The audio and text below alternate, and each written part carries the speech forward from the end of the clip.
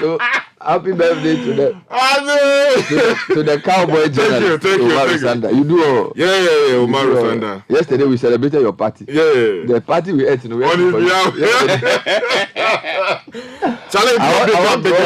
I want to say good morning to Honorable Patrick Buama. Yes. He's the MP for Okankwe Central. Thank you. And also the MC for Okankwe Central. Thank you. They are two big men. Yes, I just want to greet them. And the honorable member is the chairman of the West and Housing, Ghana Water Company Limited. Oh, is he? Yeah, he's the chairman. So they raised the thing by... Yeah. I want to withdraw the Anyway, let's start with the headline. But the newspaper review is brought to us by Total Energies, who are committed to delivering quality and innovative products and services that enhance customer experience, because we know our success depends on you, our cherished customer. With great pride, we dedicate our Hall of Fame entry to our valued customers. Thank you for your unwavering trust and loyalty to the Total Energies brand. As a multi-energy company, we are committed to delivering exciting and innovative products that meet your needs. So, Godfrey, good morning. Good morning. How are you doing? I am well. Yesterday I told you I have education issues, but you are still on education. Yeah. Bernard, private schools are worried. Yesterday, and I've had cause to meet with some parents who are very worried, who have their wards in private schools. They are not very happy with the. They say they notice a trend. Is this private GSS? Yes, basic. Private basic. What are they saying? They are saying they are not very happy with the way the BC marking has been going for the past 3 or 4 years. Are the results out? Yes, recently. BC results are out? Yes, last week. The pass rate is skewed towards? Yes, it looks like now parents are finding smart ways of going around that problem. Have we analyzed the results over like 3-4 years? Yes, I actually reached out to the Private Schools Association. They have done the analysis. They feel that they said there's a significant dip on the side of the performance of private schools. Yes, with the BEC, and they are not. They feel it's deliberate. It's not because the children are spending more time on the screen. No, because some of the parents I spoke to, for instance, on Fridays, they say they know their kids, and some of the scores don't make sense to them based on the kids they know. Oh, wow. Education is becoming a big issue, and we'll talk about it this morning. Yeah. But for now, though, let's start with the headlines. Ghanaian Times. And the Ghanaian Times says this morning, President inaugurates a 300-bed accommodation for young soldiers at 37 military hospital. Also, Permanent Court of Arbitration throws out $55 million international arbitration case against the Republic of Ghana. 2 children and woman burnt to death at Ebuakwa, also on the front page. Sad story, terrible story, and some other stories on the front page this morning. Okay, front page of the Daily Guide also closed with the traffic management contract dispute. Story comes with a photo of Godfrey Yeboah Dame and says that the judgment debt has been dismissed. But Sky, you are the lawyer. Is it just a matter of dismissal, or the court declined jurisdiction over the matter? We'll go into that. Okay. And then 4,000 Burkinabes flee to Ghana over terrorist attacks. When we spoke about this on Monday. NHIA reviews prices for services medication. Hey, boy. Okay. And then PAC refers 2 regulators for prosecution. Let me take you to the Business Finder. They are still doing the debt exchange program. DDEP will hold government to its promise. This is coming in from organized labor, insisting that the government must exempt all pension funds. Also, EcoBank Group wins coveted award, and some other stories on the front page this morning. Front page of the Anchor newspaper also goes for education. Clement Apak, others girl education minister today. So he appears before a committee. Yes, today to answer some questions. Keep an eye on that. Yes, angry. Is it Guira or Jira? Angry Guira Traditional Council bans Okobin mines over alleged illegal mining. Petitions Land Ministry for support to enforce ban. The Chronicle says this morning, police chase freed murder suspect over gruesome killing of nurse in Tamale. Also on the front page, MPP needs a new face to break the 8. My good friend Adainimo is back in the contest. Akufo-Addo visits Bema Camp with goodies. And National Health Insurance Authority adjusts medicines and service tariffs upward. The president's visit to Burma camp also makes it to the front page of the Daybreak. Finally, from me, Bernard, says the Akufo-Addo grabs new ADC. Akufo-Addo presents vehicles and equipment to the armed forces. But also on the front page of the paper, Jubilee House fights NPP national executives over calls for early Congress. So today there's a meeting to discuss that as well. Yep. And let me take you to the new crusading guide. The big story says Ghana escapes $55 million judgment debt as International Court of Arbitration dismisses case involving the Beijing traffic matter. Also, something here that says that no one has seen God. Kweku Entry Boisiako is speaking here on the front page. An MPP requires a new face at Dynamo as he declares intention to contest flag bearer race. For some reason, the Crusading Guide and some other newspaper, they almost always have the same headline. Which headline. one? In terms of is it the... Yeah, how it is coined. You know. So, for instance, the Chronicle has something, see, MPP needs a new face to break the 8. Then this one is MPP requires a new face. It's almost always, I don't know. Maybe the offices are close to each other.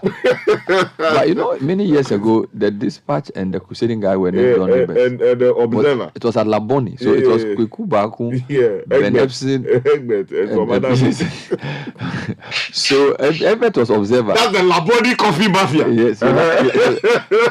And that place, I don't know if they are still there. So Benefson, Kweku Baku, and Egbert, they had the same. Same. I think they even shared the same thing. Charlie, this newspaper work is hard though. Let's go.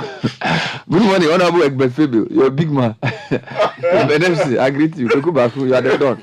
Good morning to all of you. Now, CityNewsroom.com has exemptions of pension funds from debt exchange must stand. This is Clocksack. NDC slams Akufo-Addo demands prosecution of officials who misuse COVID cash. Meanwhile, Bafwewa clarifies designation, my pensions rule not new.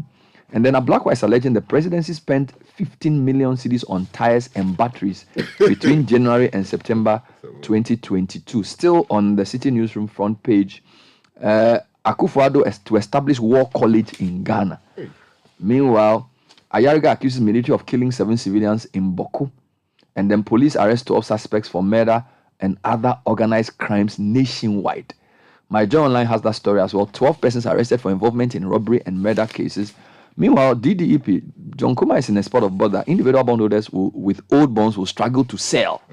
John Kuma insists, and this has led to a whole firestorm. In fact, he says, don't argue with emotions, John Kuma to bondholders. Meanwhile, Adanimo says, a fractured MPP cannot break the 8. And then Domelevo yet to receive emoluments nearly 3 years after being forced out. This is all on my journal line. Citybusinessnews.com. We are told there's a new terms for debt exchange, which the deadline is now February 7. City Sport, there's an interesting article by Yao Minta. It says Kamal Din Sulemana made the right move by joining Southampton, not Everton. I agree. And then Isaac Kofi reaches a century mark of appearances for Sivasspor. And a couple of comments about the local league and the need for good players as well. Now, a number of stories on Russia, Ukraine globally, and then those stories also coming in from Nigeria about their elections. Despite deadline extension, crowds besiege banks amid scarcity of new notes. There's a lot of things happening in Nigeria. So there's fuel scarcity, and there are people trying to exchange their old currency for new currency. And they have an election in a few weeks. So we need to keep an eye on that issue. It's a very important development. So let's start with this court case that we won. I wanted to actually start from the gold for oil policy. All right, why not? Because fuel prices are on the rise. Yes.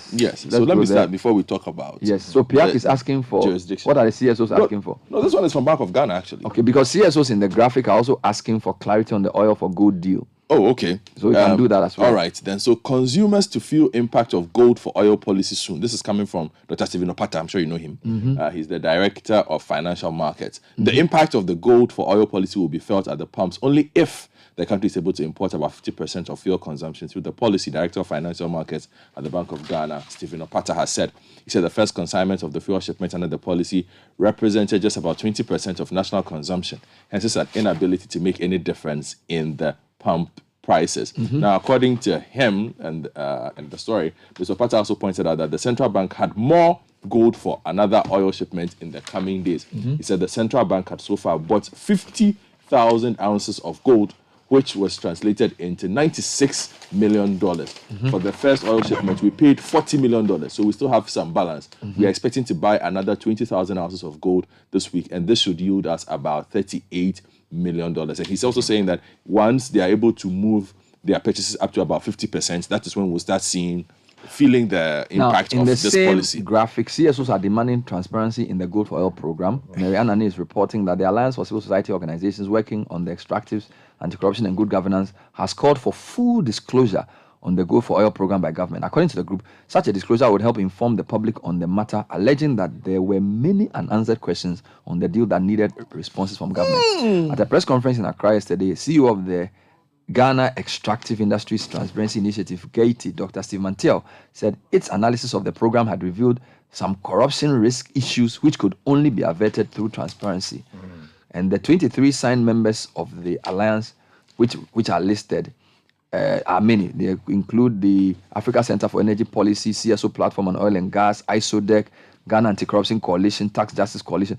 I like the fact that CSOs are working together. Yes. According to Dr. Mantiel, the demand for transparency was to ensure value for money in order that the country was not put into any fiscal risk. Now, Godfred, there's been a lot of policies that have been implemented without people, civil society or the media, being given the chance to even read the policy documents, even Parliament. Yes. And I think this is not the way to go. Especially ones that cost us a lot of money. A very important policy like this should have a well thought through a policy document that we can read and scrutinize. And yesterday, you see, because if you look at the speed between announcement and implementation, you understand, they will give interviews all right, but you must have a certain framework that we can all look at so we can track whether you are on course. And in terms of good governance standards everywhere, this is not right. And yesterday, I listened to a deputy energy minister on how we purchased the first consignment. And, Mantiel's people have a point. We need some clarity. Yeah. And did we actually use cash or gold to purchase that first consignment? Well, there's also a view that because the transaction is international in nature, it should have come through Parliament. Yeah, that's right, because of the provisions of Article 181, if my memory serves me correctly. But, that hasn't been done. So that is very much... Here are some questions asking. Dr. Mantiel wanted to know how much gold was traded for the 40,000 tons of the refined product, the price at which the gold was traded, the quantity of gold that had been purchased up to date under the program, and the source of the financing for the purchase of the gold, as it was not provided for in the budget. He further demanded broader consultation on the program to identify its potential impact on stakeholders, including licensed gold buyers and domestic jewelry manufacturers. Yesterday, we heard Ayaga talk about GATT and that they hadn't seen the full policy document for it. And this is a problem. There's a lot of initiatives the government puts in place, and somehow it's shrouded in some secrecy. I can add two questions to that. Who transports the gold? Who stores the gold? Yeah. So these are legitimate questions. Maybe we can spend some time on this. Although I need to commend the photographer for the graphic for the center page. What's happening there? Nice photo of Nanado. Boogie, Challenge for the armed forces. Nana Showboy. No, Boogie there. Adodi. The steps they take. No. This picture must win an award. Sky has details. Sky has details. I think they were playing this thing. The soldiers they like that thing. Wait, another challenge. It do the pose. He has an talanku for that. But old men, when they are dancing, why do they always clap? Hey! It's to match the rhythm. Charlie said, no. As in the boogie, it gets official expression. Take the non-serious. So let me stay with the president. If you go to page 11 of the Ghanaian Times, the story that says the president inaugurates a 300-bed accommodation for young soldiers at the 37 military hospital. This is a good story. And the story is by Jonathan Donko and Abigail Arthur. And they say that the president, Nana Addo Dankwa Akufo-Addo, yesterday inaugurated a 300-bed capacity block at the 37 military hospital in Accra for young soldiers of the Ghana Armed Forces. Now, the facility, funded by the Jospon Group of Companies, would address the accommodation needs of the GAF, which is the Ghana Armed Forces, and help its personnel undertake their duties effectively.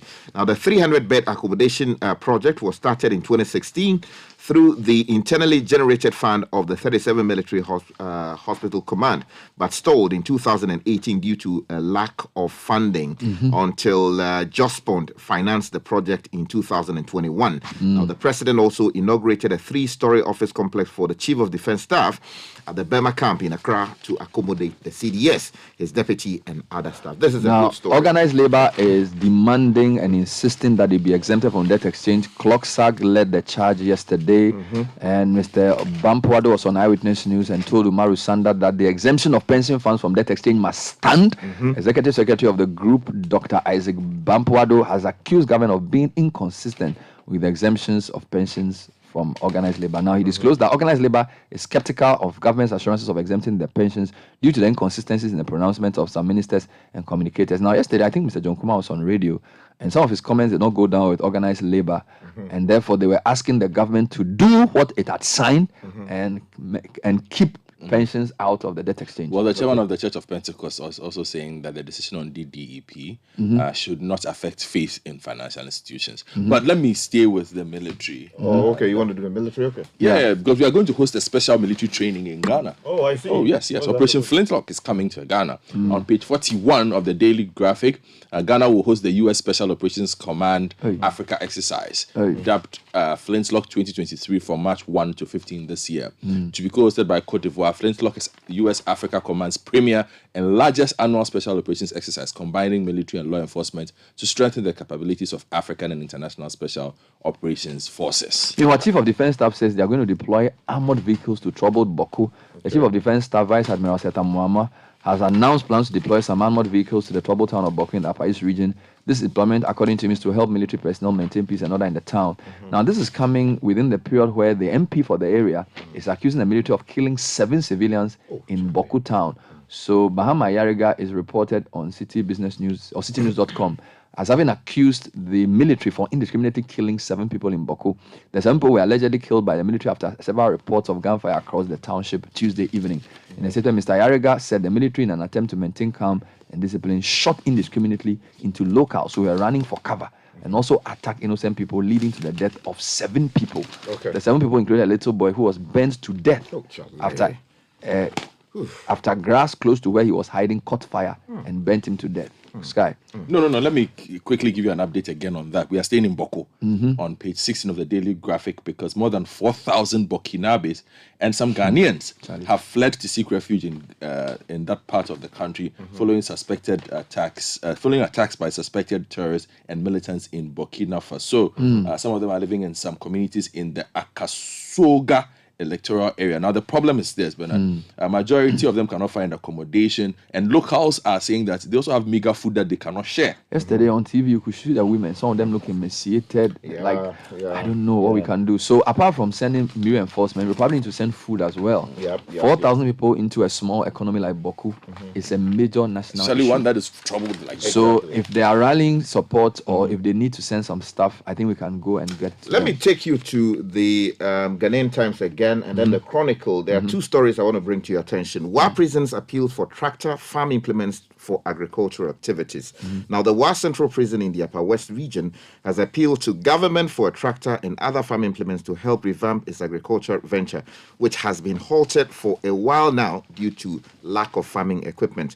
Now, the command, until a few years ago, used to engage in farming at Bayiri, a community in the WA municipality where they produce maize and vegetables like cabbage, carrot, and among other things to supplement the feeding of inmates in the region. Speaking to the media during a donation to the inmates, the regional commander, Assistant Director of Prisons, Joseph Miela, said the equipment would not only help to revamp the old farm, it will also enable the command to go into gardening for cultivation of vegetables. Take us to the court case, that the arbitration matter, that we have a preliminary victory. Okay, I just want to also say that the police are pursuing someone who's been freed in connection with murder. That story is on page 3 of the Ghanaian Chronicle. Let me give you just the first paragraph of the story before I move to the arbitration matter. Now, the story is by John Bediako, and it says a suspect was arrested by the police in connection with the gruesome killing of a policewoman in Tamale,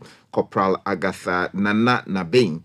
but was later freed due to lack of sufficient evidence from the Attorney General, is in the news again. And the name of the person is Ishahaku Yakubu, and the police are in pursuit of him. Okay. Now, this story that we got yesterday, page 13 of the Ghanaian Times, has details of the story. Permanent Court of Arbitration throws out 55 million international arbitration case against Ghana.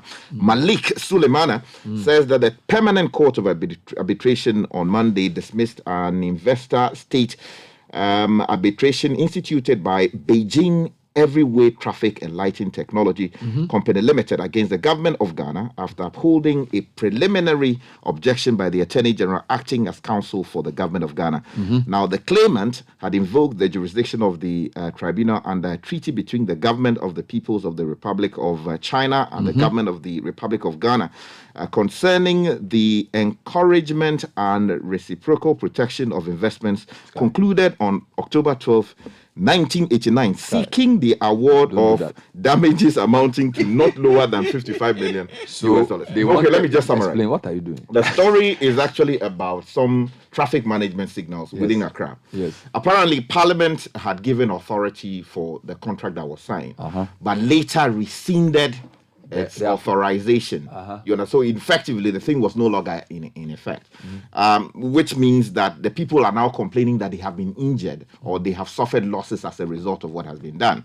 So they went to the Permanent Court of Arbitration seeking a resolution. And the court said what? The Attorney General went and argued that the court did not have the jurisdiction to deal with the matter. And jurisdiction basically in law is the authority or the oversee power the matter to hear and determine a matter. And what did the court say? The court says that yes, they agree with the Attorney General, and basically so the substantive matter has not yet been heard, but the issue of jurisdiction has been. No, once you don't have jurisdiction, you can't proceed any further. So we won. Yeah, that's what we won. If they have some other forum, they may go there. Hooray! So congratulations to Dr. Honorable Godfrey Dami. Let me give you two quick stories. The Education Minister will appear before let's hear that. Committee of Parliament today. That's on page 5 of the Anchor newspaper. This is following the investigation into the school placement situation by the Fourth Estate. So he's coming there to answer questions. He's going there to answer questions.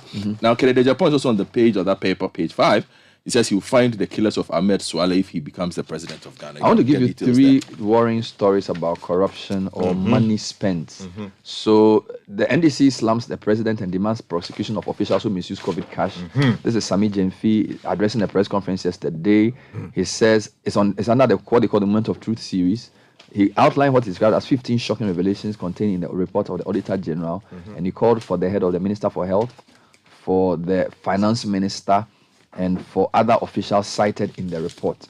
Then Okujetua Blackwell says Jubilee House between January and September last year spent 15 million cedis on the replacement of tires and batteries of vehicles in its pool. Now, he analyzed documents on expenditure provided to Parliament by the presidency. According to him, the presidency also spent 51 million cedis on fuel during the 9-month period. And the president's regional tours during the period also cost the taxpayer over 16 million cedis. Mr. Blackwell on a Facebook post slammed the government for making a mockery of cost-cutting measures announced by the Minister of Finance. So both stories are on citynewsroom.com. Now, if you go on Joy, Bank of Ghana has printed over 50 billion cedis in 1 year, according to the minority leader.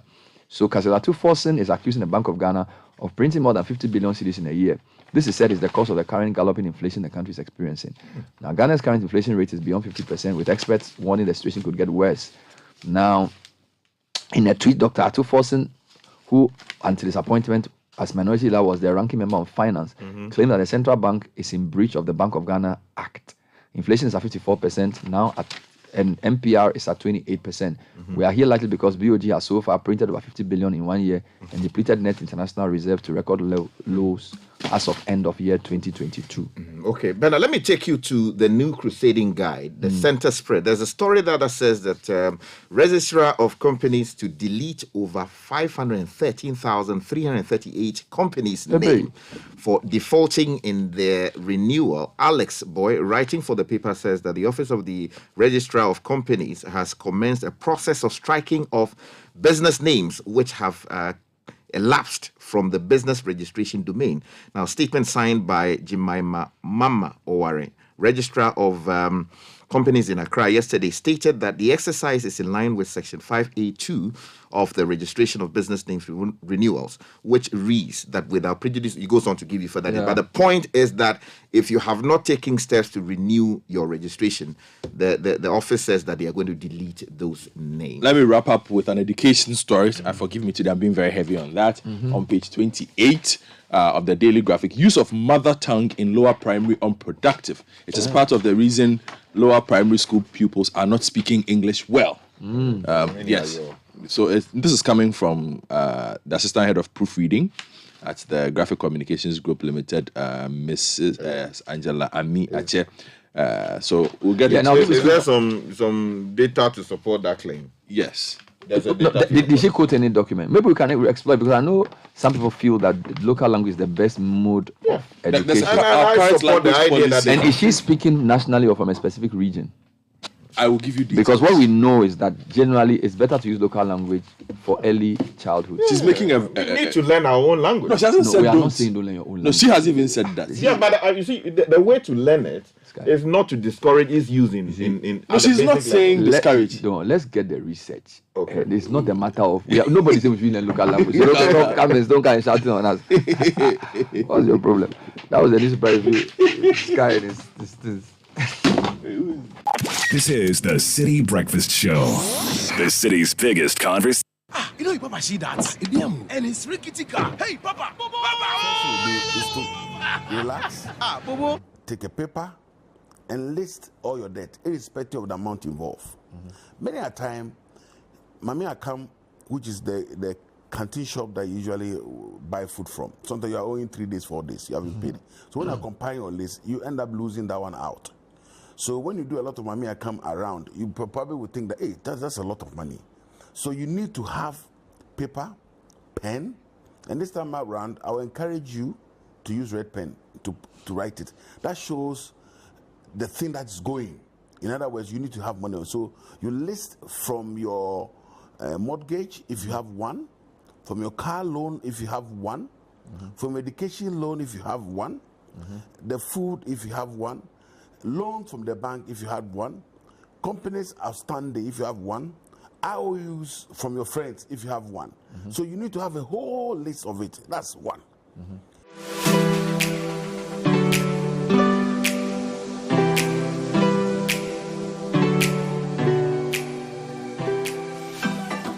Sexual intimacy has a huge load of health and wellness, including psycho-emotional benefits.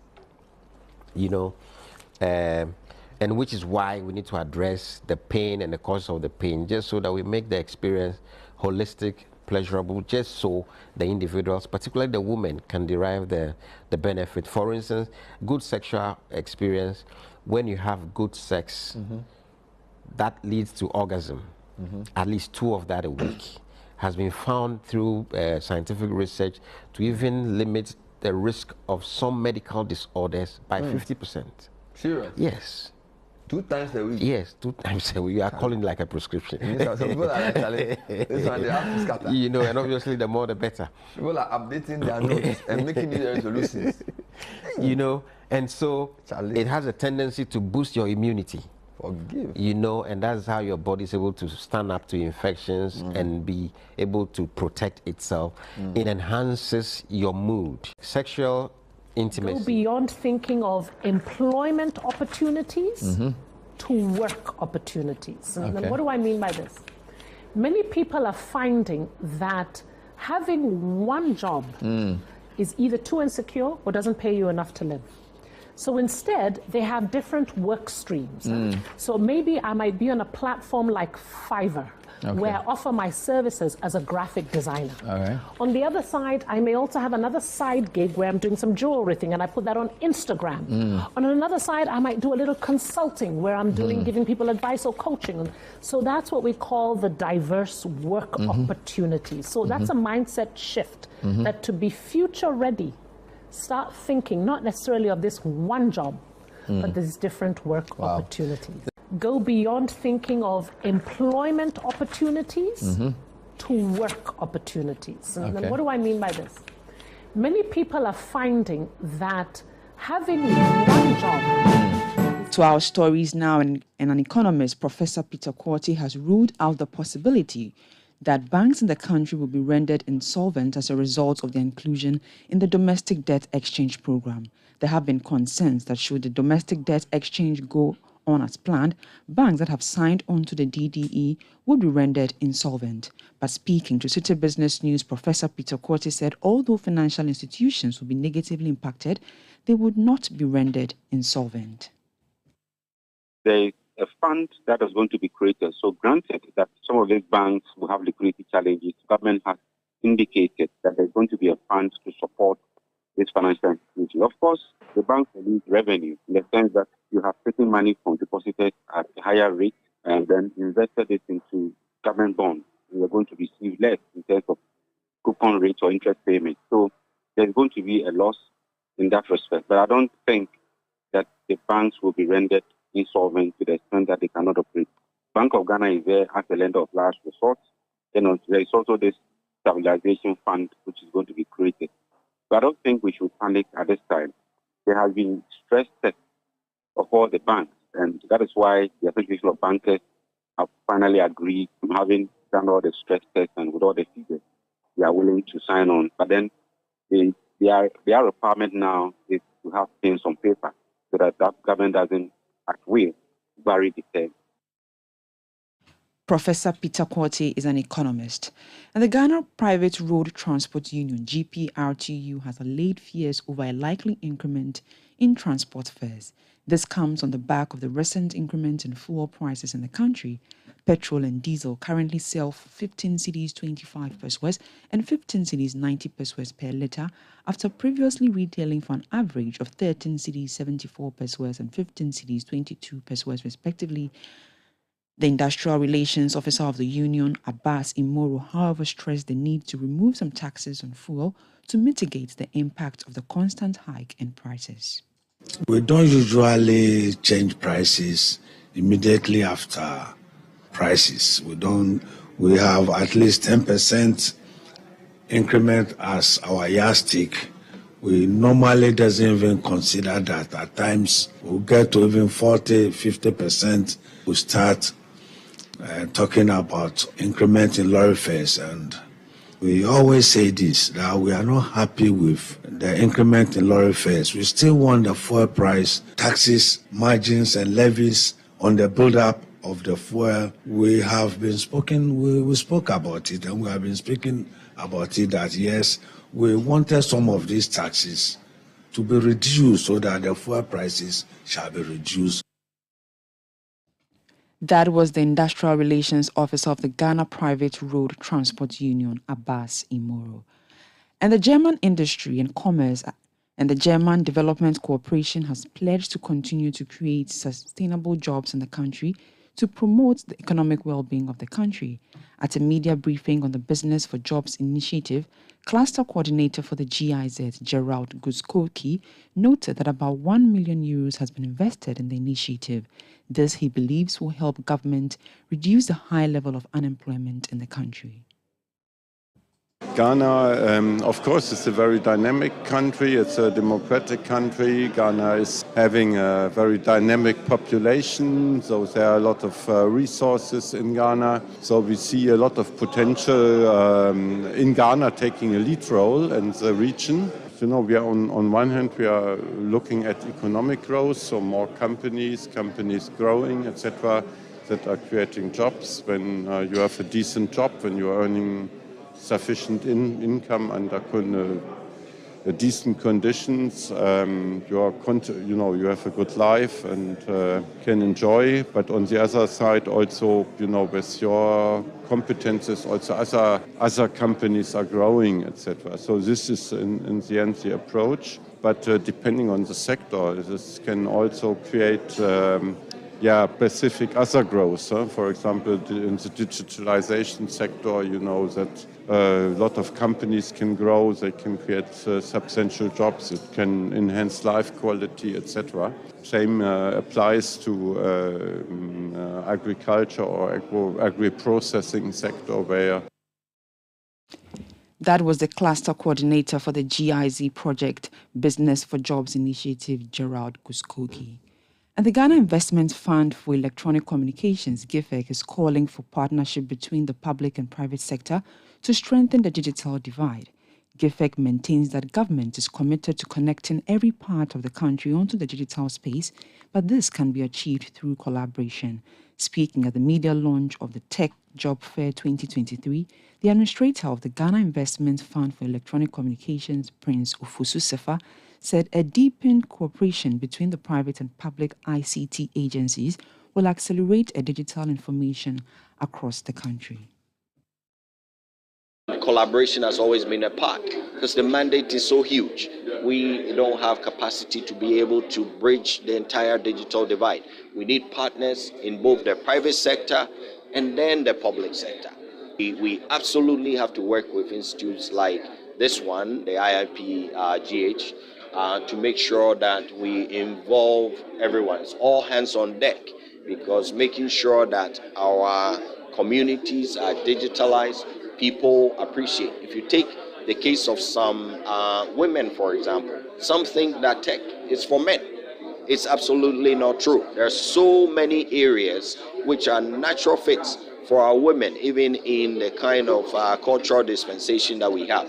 So we make sure that we spread this to all corners, to all segments of our society, and we're happy to continue to work with IIP-GH to do this. And the Tech Job Fair is another part of this effort. There are so many other efforts that we put in, and we're happy to be a part of it always.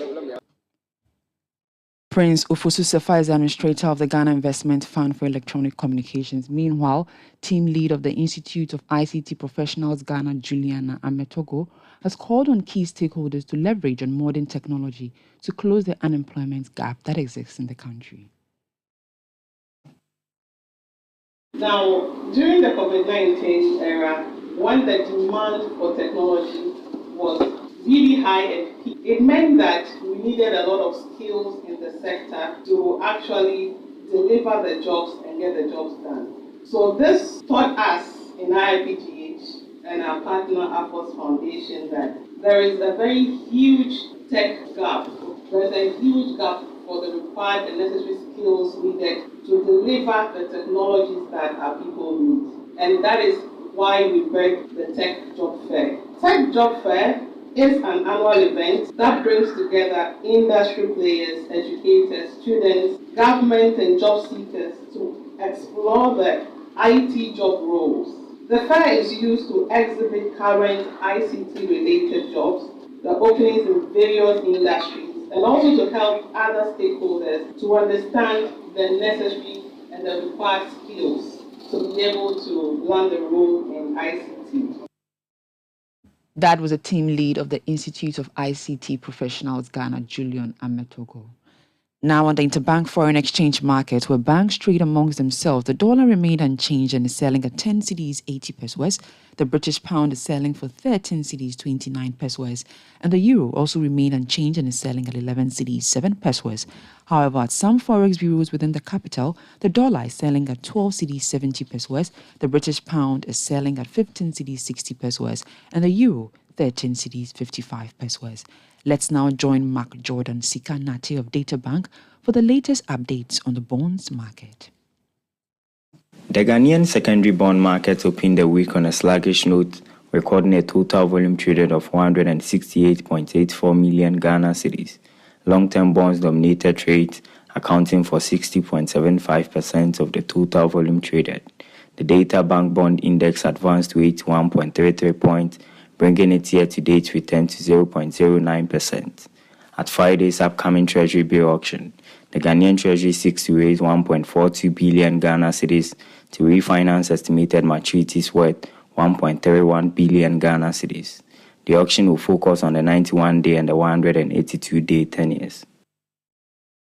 That was Mark Jordan Sikanate of DataBank. And that does it for the breakfast edition of Citi Business News, proudly brought to you by MTN, Goal, Enterprise Life Your Advantage, and Access Bank, more than banking, and powered by your most comprehensive business news website, citibusinessnews.com. My name is Neteli Nete Ajahu. Have a good business day.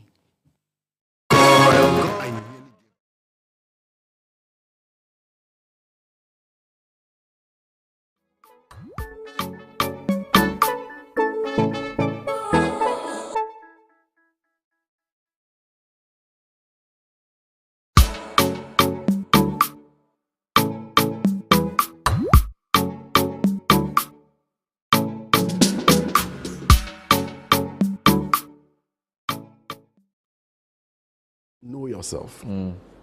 As much as you can, try to know yourself. Okay. And I want to entreat for those of you out there who want to know yourself. We have the ability, we have the technology, we have the lab analysis that will help you to know yourself. So you will not be just placing yourself in assumption and interpretation of other people. So when they ask you who you are, you'll be able to tell who exactly you are, because that influences your decision, your choices, and even help you to manage your life. You don't want to leave this world without really coming to know who you are. So you're just trying to be like other people till you die without really coming to know yourself. So when you get in touch, we can give you what you have to do in order to get your lab analysis so that you can be so proud of yourself and even your children. So you don't struggle to know what your children will do in the future and all that. That is just a plus that you can give to yourself as your New Year package. And then you need to actually question your opinions of life. Know yourself. Go beyond thinking of employment opportunities to work opportunities. And then what do I mean by this? Many people are finding that having one job is either too insecure or doesn't pay you enough to live. So instead, they have different work streams. So maybe I might be on a platform like Fiverr, where I offer my services as a graphic designer. On the other side, I may also have another side gig where I'm doing some jewelry thing and I put that on Instagram. On another side, I might do a little consulting where I'm doing giving people advice or coaching. So that's what we call the diverse work opportunities. So that's a mindset shift, that to be future ready, start thinking not necessarily of this one job, but these different work opportunities. Go beyond thinking of employment opportunities.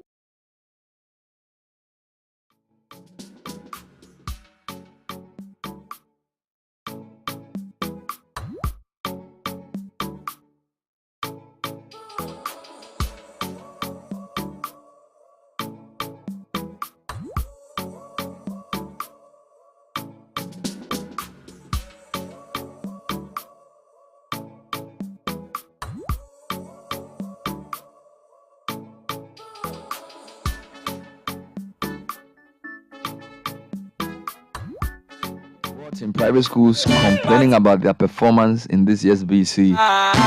Every day now holiday.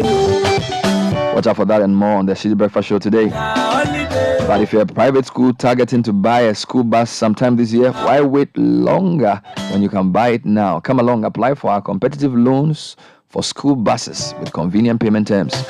Call us on 057-411-7851. Let's do it together. Let's show. Let's improve life.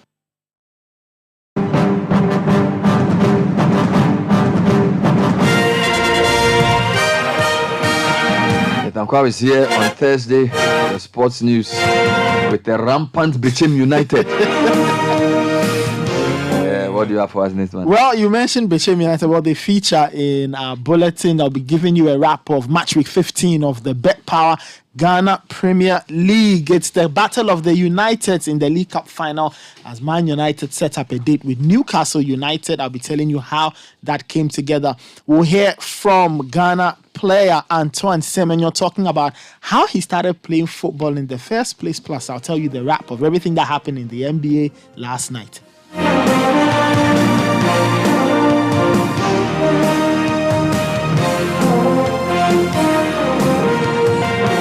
And we begin with the Bet Power Ghana Premier League. And Aduana Stars, they held their position at the top of the table. They beat Dreams FC by 1-0 in Daou. Stephen Bedu's 6th minute goal was the difference as Aduana Stars won and kept their place at the top of the table. They went 2 points clear of Bechem United, the biggest winners of match week 15. They absolutely demolished RTU by 6-2 in their encounter. Hafiz Konkoni got a hat-trick Clinton Dodu got 2 as well. So the two of them combining well to give Bechem United a fantastic 6-2 win against RTU. But the team that did not enjoy their afternoon was Accra Hearts of Oak. They drew goalless with Legon Cities at the Accra Sports Stadium. Let's hear from Hearts of Oak head coach Slavko Matic, who was not very happy with his team's performance on the day. We lose first game, 45 minutes for nothing. A lot of things what we don't need to do, we do. We know exactly how they will play, but the action wasn't good. Second half, we start with 2 new players. Immediately was better. And after red card, players must know they don't. What is the pressure? What is mentality? How you play 11 against 10? Somebody must take responsibility. We didn't do that. Lot of mistakes. Problem for Hearts of Oak when play at home, especially at home. If first half don't score, a lot of wasting time second half. And also, you saw he just helped with this comedy thing what he do last 10 minutes. We have 11 minutes. He do this game finish. Hearts of Oak head coach Slavko Matic there. Let's hear from Legon City's head coach Max Okunedu, who was quite pleased with the point his team got on the day. I mean, it has been a very difficult game for us. You know, Hearts of Oak, they played well. They played so well. I mean, we have to give them that respect. But on the field of play, even against even 10 against 11, we were still pushing to try and, seal the show. But having said that, it was a fairly balanced game. And I think if we had maintained our composure, I believe we could have, taken away the 3 points. But all the same is good. 1 point from Hearts of Oak is not a bad result at all.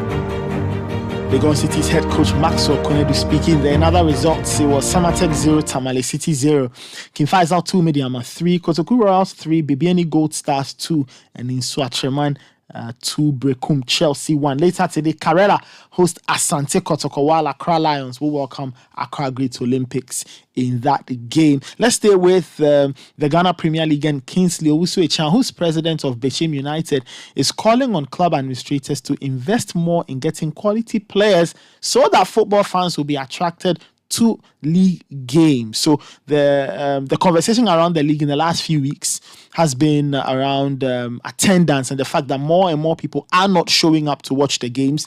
And for Kingsley Owusu-Echan, it's all about investment. Star players need to be present to attract fans to the games. We should have quality players in our teams, and that will attract people to come and watch our matches. If you don't have quality, someone will not sacrifice coming all the way from the house to come and see ordinary players who make several unpardonable mistakes when it comes to the field of play. So I believe that we should first put in money. We should invest in football in Ghana so that we can retain the good players who will attract the spectators to the stadium. They come and they see ordinary play, and that will not attract them the next time around. We should tell our government to invest in football. It is done in Sudan, it's done in Nigeria. A whole lot of investment is done in football. Even our field of play is not the best. How do you expect the players to play good football when you are playing on fields which are not good enough? So we have to invest in football. That was President of Bechem United, Kingsley Owusu-Echan, speaking. The very interesting points he's raising. Talking about quality players, well, there will be 2 sets of quality players on the 26th of February at Wembley when Man United and Newcastle United clash in the final of the Carabao Cup. For Man United, they booked their place in the final, kind of put an exclamation mark on that ticket. They beat Nottingham Forest 2-0 last night at Old Trafford after a goalless first half. The changes were wrong, and Anthony Martial and Fred got the goals for Man United so they could complete a 5-0 aggregate win over 2 legs in the semi-final. Let's hear first from Bruno Fernandes, and then we'll hear from Steve Cooper, who's manager of Nottingham Forest. Oh, it feels great. Obviously, it was something that we wanted to achieve. We did it today, but obviously it's a long way still for the final. We have many games upcoming now, big games, important games for us. So let's enjoy just for the rest of the night, because from tomorrow on we have to think about the next games, because we know how it is to play in England, in the Premier League. We have many competitions, and so we have to be on a full energy in every game. So just enjoy today, not that much because in 2 days we have another game, but obviously very happy for us, for ourselves, for the club and for the fans. So we all deserve this. Well, firstly, Forest will always show respect, so congratulations to United, and as it goes to Newcastle as well for going to the final. How hard it's to get this far, so to go one further, deserve a lot of credit. So good luck to them both. Yeah, good chances, weren't they? Really good chances, and if you score one, it makes it a fairly different game. You score two, and it really is game on. And that, in terms of not getting to the final, the damage was done in the first leg. There was no doubt about that, and I couldn't talk about it like that before the game because that's not a negative message. We will never do that, but I can say it now. But that's what we give ourselves to do tonight. So to have them 2 chances and not take them was slightly frustrating. The second one we were unlucky with because I think it's hit our own guy. I haven't seen it back. It's hit our own guy as it's going in. So that was Steve Cooper, manager of Nottingham Forest. Before him, you heard Man United midfielder Bruno Fernandes. And let's move on. Let's hear from Benfica boss Roger Schmidt. And he has taken a dig at Enzo Fernandez after the player moved to Chelsea for £107 million. For Roger Schmidt, he believes that losing an important player will not affect the club that much, but he wasn't too happy with how the entire transfer came together. To lose a player, a good player in the winter break or in a winter transfer window is always difficult, but I think we showed also today without him that we are able to play good football and that the players are very focused to get a lot of points to become champions. So that's our goal. Benfica is much bigger than one single player, so we need we're happy to play for Benfica. We are passionate also to play for Benfica. If a player decides for himself to pay the clause, then we cannot do anything. So we accept, we look forward. We have top players, and now is the chance also for some other players to show up. That was Roger Schmidt, manager of Benfica. Let's hear from Ghanaian forward Antoine Semenyo. He's Bournemouth's latest acquisition, and he talks about the influence of his father, Larry Semenyo, on his career. He says, well, he didn't love football growing up, but his dad urged him on, and today he's playing at the highest level of club football. And for Semenyo, he's likely to make his debut this weekend after joining from Bristol City at the end of the January transfer window. Yeah, it was a big influence when I was young. It's funny, I didn't really like football as much as I do now. Like basketball, and he used to take me to the park, just kicking the ball left, right, and as years went on, just started loving the game. And just through him, I've got to love the game and embrace it. So I've embraced it through him. You can say the same thing. They're all proud. It's been a long journey. It's been tough. So it's nice to reap rewards now. Antoine Semenyo, Bournemouth and Black Stars forward speaking there. He joins the ranks of Ghanaian players in the league. There are 8 of them in the English Premier League now. Wonderful stuff. The Ghana boys repping really hard. Let's end with some basketball, and there were wins for the Portland Trail Blazers. They beat the Memphis Grizzlies 122-112. The Philadelphia 76ers, they beat the Orlando Magic. The Boston Celtics, they were a bit too hot for the Brooklyn Nets. They won 139-96. Defending champions, the Golden State Warriors, lost on the road again. They lost 119-114 after overtime to the Minnesota Timberwolves. And the Atlanta Hawks, they were rampant in Phoenix. They beat the Phoenix Suns 132-100. All of that in the NBA 22-23 season. And it's rolling on. The All-Star weekend will soon be upon us. And then we'll get to the business end of the season. That's our kickoff for this morning. Probably brought to us by the Chair. You can visit citysportsonline.com for more sports news. My name is Nathan Kwao. Many thanks for listening. There's more news later in our subsequent bulletins. You have a fantastic day. Stay safe. Take care. And bye-bye. Trust the process. The biggest things often start small.